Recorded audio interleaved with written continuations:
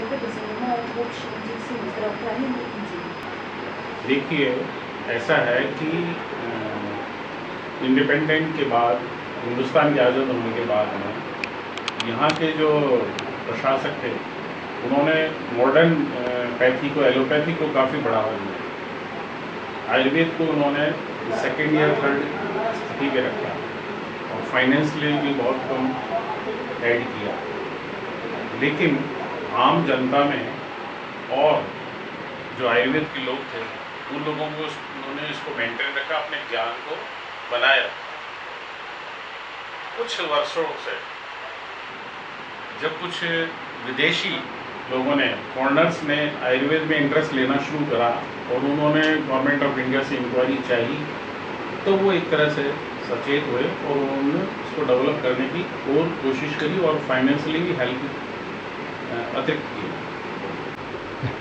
Ayurveda close with Hinduism relation? Not exactly. Ayurveda is actually not, you cannot say it's close to Hindu religion only. It is close to the basic philosophy of Indian system. It is not religion oriented, rather it is lifestyle and philosophy oriented. It is more closer and a part of the Indian lifestyle. Lifestyle includes everything, the culture, the heritage, the religion, the various other aspects. So Ayurveda covers all of that. It is not a Hindu system of medicine. It is a global system of medicine pertaining to nature. Ayurveda is science of life. मैं बताता हूँ क्या है कि कोई भी हिंदुस्तान में, India में कोई भी जो अच्छी चीज़ होती है, जो स्वास्थ्य लाभ के लिए हो, चाहे खान पान से हो, चाहे रहन सहन से हो, कोई भी स्थितियाँ ऐसी जो कि आदमी को स्वस्थ रख सके, लंबे जीवन को जी सके, उन चीज़ों को रिलीजियस से अटैच कर दिया जाता है। तो रिलीजन में आदमी जल्दी विश्वास करता है, धर्म के साथ जोड़ने से आदमी जल्दी विश्वास करता है। इसलिए जो भी साइंटिफिक चीज़ें हैं स्वास्थ्य के लिए, रहने के लिए, खान पान के लिए, सबको धर्म से जोड़ दिया जाता है, तो उसमें आपको विश्वास होता है। ये बस बता दूँ।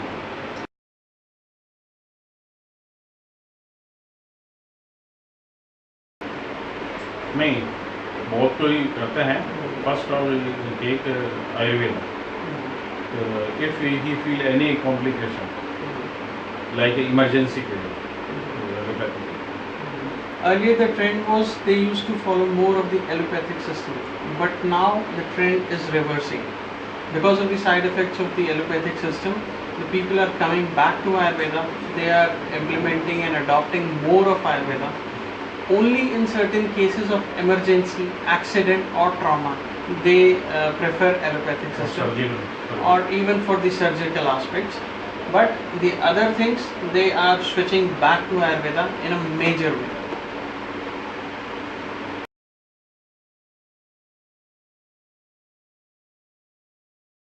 जैसे रोमेटिज्म, आमवा, Rheumatic arthritis, अस्थमा और त्रिदोष व्याधियाँ, जो शरीर में दोषों का संचय हो जाता है, वो एंटीबायोटिक से ठीक नहीं हो सकती। और दोषों का संचय का जो टॉक्सिन्स डेवलप होते हैं आहार विहार खान पान से, उनका एलोपैथी में कोई सोच नहीं है उनका ट्रीटमेंट करने की। उनकी सोच आयुर्वेद में जो टॉक्सिन्स है उसी के लिए पंचकर्म थेरेपी है, शोधन therapy. Panchkarma is a detoxification therapy which contains 5 different types of treatments. Okay, and it is all about purification of the body to treat the disease.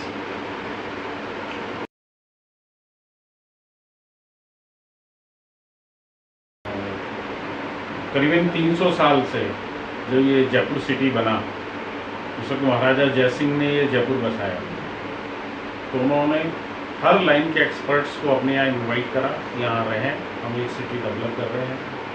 तो उस समय से हमारे पूर्वज भी यहाँ आए और उन्होंने चिकित्सा प्रारंभ की और महाराजा ने अपना पर्सनल फिजिशियन भी रखा।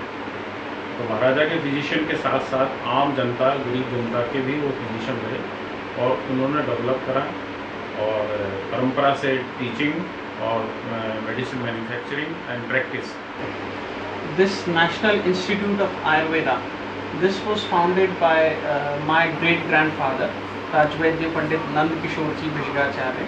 He was the founder, director and founder principal of this institute. And after him, my grandfather, who was the vice principal for some time, and he was the HOD of 3 different departments like Prasuti Tantra, Dravyagun and Maulik Siddhant for different tenures. And this is the 3rd generation. My father is HOD in the Panchkarma department. Earlier he was in the Thai Chikitsa, the general medicine department. Now he was being promoted and given the separate independent charge of this hospital. This hospital has been developed by him for the National Institute of Ayurveda.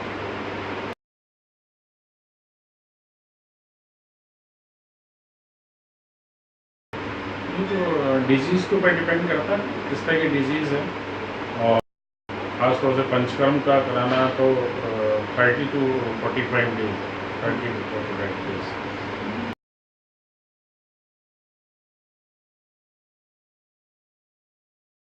See, there are 2 aspects, 2 different branches in Ayurveda about the treatment and healing. One is the Shodhan Chikitsa, that is the Panchkarma therapy for purification. We have one more equally important system, that is the Shaman Chikitsa, that is done through medication or through medicines. So for Panchkarma you have to stay here for longer period, and for the Shaman Chikitsa, that is the medication, short period of 10 to 15 days would be enough.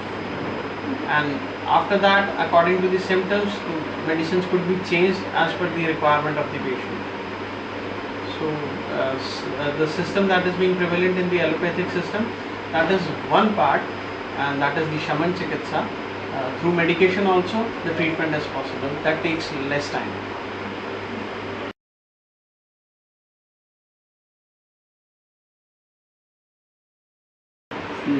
If somebody is interested, they can go, but there is a major problem.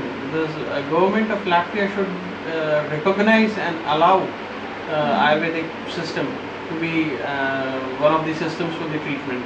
The legal recognition and legal permission, that is necessary. If legal permission is there, everything is possible, and Ayurvedic people would be more than happy to lend their services to Latvia.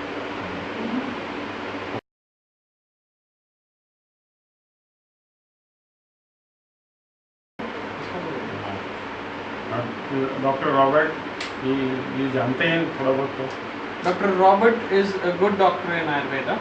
So until and unless the Indian system or Ayurvedic system is not legalized, until then Dr. Robert is very capable of handling the patients and treating the patients by Ayurvedic system. For more expert advice, you can come to India. For basic treatment and basic Panchkarma therapies, Dr. Robert is quite good.